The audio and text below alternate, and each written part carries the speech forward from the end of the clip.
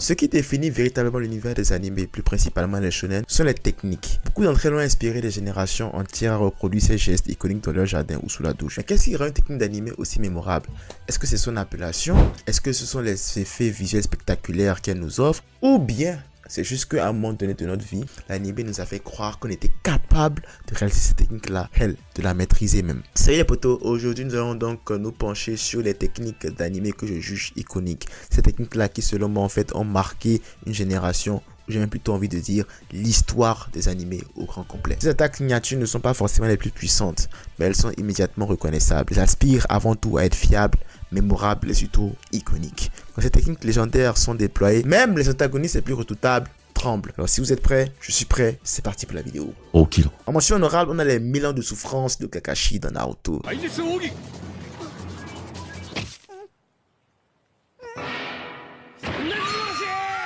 Alors, qui ne s'est pas tapé une barre la première fois qu'il a vu ces techniques-là? Elle était déjà totalement imprévisible et c'est l'une des premières fois que Kakashi montrait son côté de sensei loufoque, qui ne se prend pas du tout au sérieux. Le pauvre Naruto, il en a eu pour ses fesses, littéralement. Et en vrai, je sais qu'il y en a déjà plusieurs parmi vous qui ont essayé de reproduire ça sur le pod pour déconner. Ouais, je te vois sourire derrière ton écran. Tu sais de quoi je parle.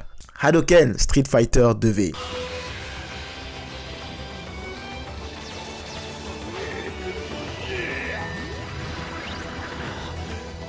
Bref, là aussi se rappelle cette technique de Street Fighter 2V, le Hadouken. Alors je ne parle pas du Hadouken que tu spams à la salle d'arcade, bien évidemment ça aussi c'était iconique, mais je parle plutôt de Hadouken qui a un autre visage dans la série animée Street Fighter 2V. Cette version que tout le monde a essayé de reproduire, que ce soit chez lui, dans sa salle de bain, dans la douche ou je ne sais où, est la technique principale de Ryu dans l'animé. Enfin, dans le jeu aussi, tu me diras. Et après aussi, vu le temps que ça lui a pris pour maîtriser la technique, je pense 2 épisodes où on avait pendant 5, voire plus de 5 minutes, Ryu qui refaisait la même gesture encore et encore pour pouvoir maîtriser la technique. Donc tu m'étonnes qu'à un moment donné, nous aussi, on n'ait pas eu envie de reprocher la technique. Juste au moins pour voir, qui sait, sur un coup de tête, on était capable de la maîtriser avant Ryu aussi. Pourquoi pas, vu le temps qu'il prenait. Ce qui rend cette technique iconique, autre que la majestueuse gesture, ce sont nos OST vraiment incroyables et mémorables. Mais aussi les moments où cette technique a été lancée. Chacun de ces moments était vraiment badass et marquant pour la série. Ce qui rend cette technique difficilement oubliable et en vrai, de vrai, la gesture elle était sympa, on va pas se mentir.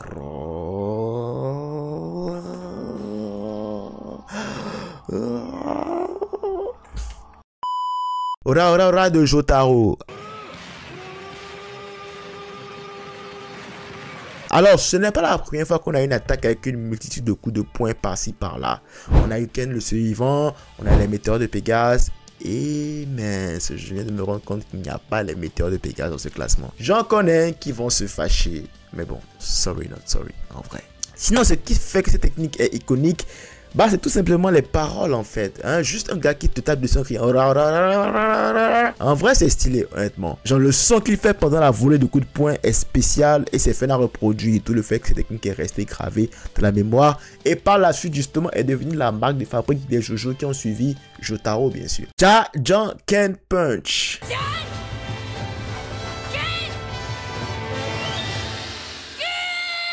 À la pause, elle est stylée, à vous. Et bien cette technique de Gon était déjà stylée dès ses débuts, mais ce qui l'a rendu très célèbre, son utilisation pour détruire, non, plutôt oblitérer Pitou en un seul coup.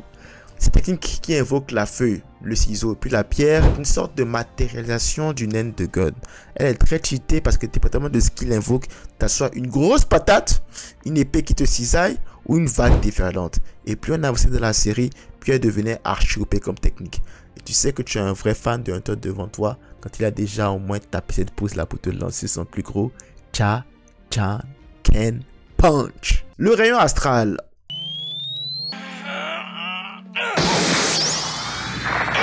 Encore un protagoniste de Togashi avec une attaque non seulement dévastatrice, mais en même temps très stylée, on va se le dire. Yusuke concentre toute son énergie spirituelle dans son index et la relâche comme une balle qui part d'un Magnum 357. Et si t'as pas l'arrêt, franchement, il y a un problème.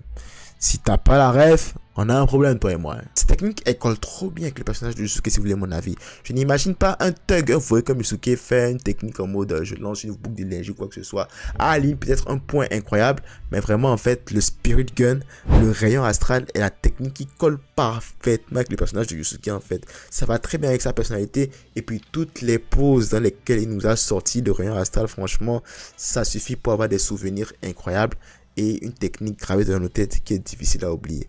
Parce que dès que tu penses à Yu Hakusho, tu penses à Yusuke et son mythique rayon astral. C'est surtout l'une des techniques d'anime les plus faciles à reproduire, ce qui ajoute à sa popularité. En vrai, tu avais juste à former un gun avec ta main, crier rayon astral, puis bam, tu avais réussi la plus grosse attaque de Yu Hakusho et tu avais l'air presque aussi cool que Yusuke Urameshi. Attention, j'ai dit presque. Getsuga Tensho.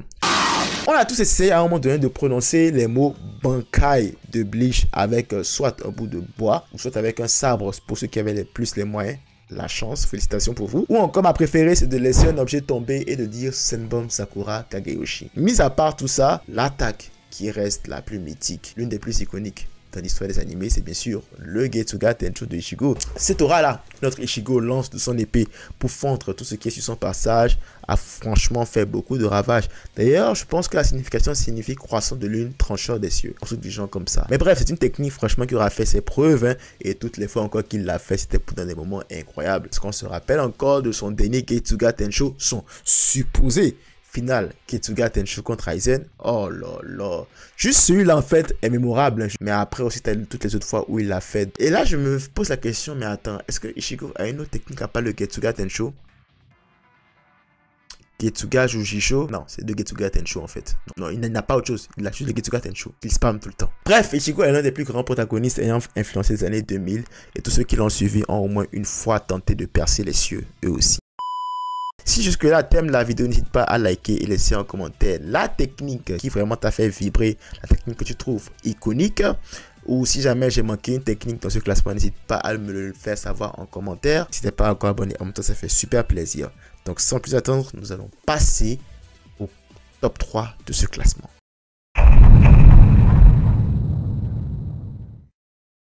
Gear Second. Alors ça en fait ce n'est pas iconique, je sais pas quoi vous dire. Le nombre de personnes qui ont tapé la pose de Gear Second en référence à One Piece est juste sidérant. Après je me dis c'est peut-être la seule pose de One Piece qui est facile à reproduire en vrai. Donc c'est pour ça que tout le monde l'a reproduit. Déjà en fait c'est une attaque qui booste les stats de Luffy. Mais ce qui rend ça iconique c'est que au moment où cette attaque là est sortie, c'était totalement imprévisible. On ne s'y attendait pas du tout. On ne savait pas que Luffy était capable de faire ça. Puis là il nous sort comme ça direct en plein début d'arc. Po. Et puis c'est aussi à l'époque où il n'y a pas les réseaux sociaux. Donc tu n'avais pas moyen de te faire spoiler jusqu'à l'arrivée l'épisode d'après. Donc du coup ça rendait ça encore beaucoup plus incroyable quand tu le voyais pour la première fois à la télé. Ah ça me manque hein, en vrai l'époque avant les réseaux sociaux. Ah ça me manque. Vraiment. Le Rasengan.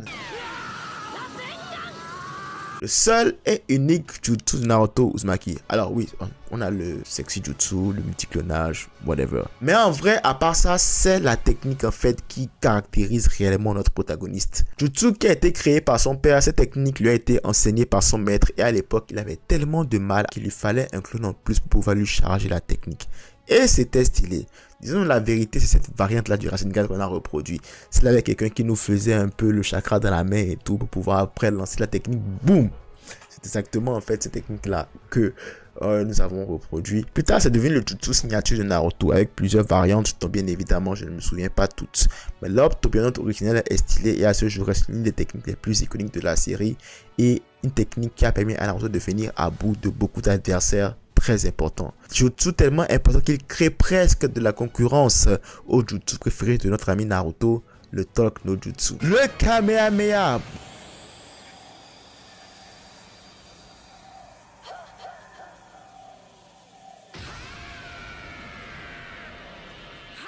Bon bah écoutez, il n'y a pas 36 000 choix possibles dans ce top. Il y a genre une seule technique parmi toutes les techniques iconiques qui est plus iconique que les techniques iconiques.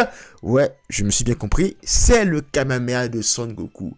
La technique ultime, moi j'ai envie de l'appeler comme ça, de Dragon Ball. De la saga Dragon Ball au complet. Cette arme de lumière dévastatrice qui sort des deux mains jointes à longtemps était l'attaque préférée de notre Goku national.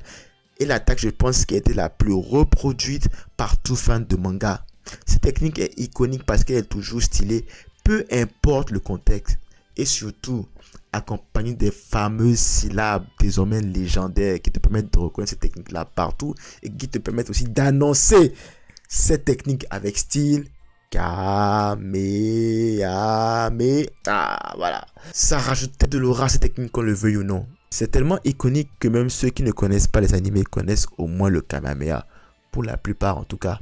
On arrive à la fin de cette vidéo qui aurait été vraiment très courte, je pense. Au final, ces techniques emblématiques sont bien plus que de simples effets visuels. Elles sont devenues des symboles culturels mondiaux. Du Kamehameha aux créations plus récentes, ces mouvements iconiques transcendent l'animation japonaise pour créer un langage universel entre fans. Tu peux passer dans la rue et faire un geste animé et c'est suffisant en fait pour te faire reconnaître par un autre fan d'animé. Les meilleures techniques ne font pas qu'impressionner.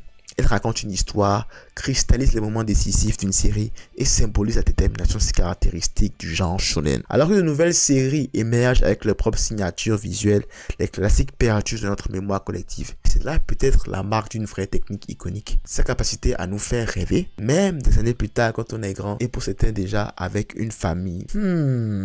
Et vous? Quelle technique a marqué votre enfance? N'hésitez pas à tout me dire en commentaire. Si vous avez aimé la vidéo, n'hésitez pas à liker, laisser commentaire, ça fait toujours plaisir. Si vous n'êtes pas encore abonné, abonnez-vous, ça fait encore plus plaisir. Max de like, max de partage. On se retrouve très vite dans la vidéo. D'ici là, prenez tous soin de vous, de vos proches. C'est tout pour moi. À la prochaine.